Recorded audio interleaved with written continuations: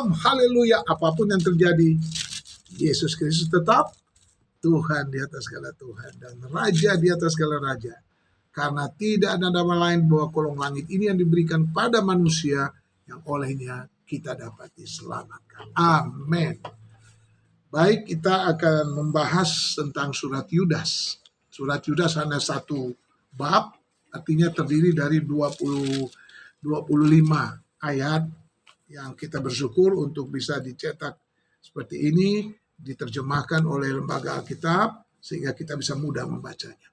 Nah, surat Yudas bisa dikatakan sebagai surat yang menentang faham antinomisme. Apa itu faham antinomisme? Faham yang mengatakan bahwa karena kasih karunia kita sudah diselamatkan oleh Tuhan, makanya kita boleh berbuat dosa, tidak akan dihakimi. Jadi bisa aja buat dosa sepuas-puasnya. Itu faham yang menyesatkan. Nah, ayat pertama dari Yudas hamba Yesus Kristus dan saudara Yakobus kepada mereka yang terpanggil, yang kekasih dalam Allah Bapa dan yang dipelihara untuk Yesus Kristus. Dipelihara untuk Yesus Kristus. Jadi, satu-satunya pasangan dalam perjanjian baru, Yakobus dan Yudas itu adalah saudaranya Yesus. Satu kandungan, tapi beda.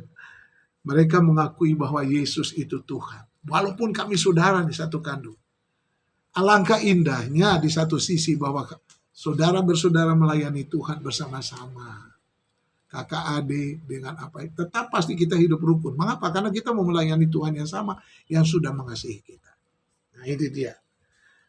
Nah, sehingga surat Yudas ini, dia mengakui dia sebagai hamba Yesus Kristus.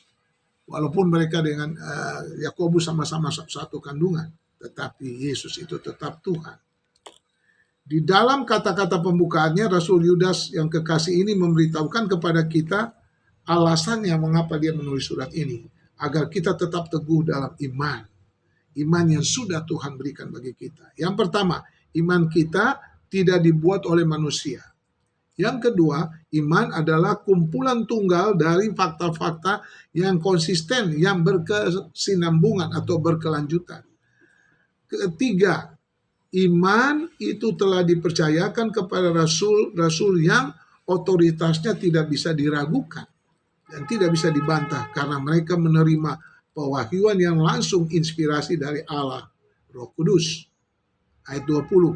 Keempat, iman itu telah sempurna, disampaikan sekali untuk selamanya, sebagaimana adanya. Surat Yudas yang dipendek ini adalah tanggapan yang dinamis dan berwibawa terhadap sekte-sekte dan ajaran palsu masa kini. Itu dia. Masa kini yang terus berlanjut, menyusup masuk ke dalam gereja Tuhan. Waspadalah, ada dua hal yang mereka lakukan. Mengubah arah Allah, dan yang kedua adalah bahwa anugerah Allah itu boleh seenaknya, boleh melakukan dosa. Yesus tidak akan mengampuni kita, tidak akan menjatuhkan hukuman atas kita. Kita tidak akan dihakimi, bikin aja dosa, itu salah. Faham antinomisme yang menyesatkan. Yudas dan Yakobus tetap mengakui Yesus sebagai Tuhan dan Allahnya. Yesus Tuhan dan Allah kami, Engkau layak menerima pujian, hormat dan kuasa, sebab Kau telah ciptakan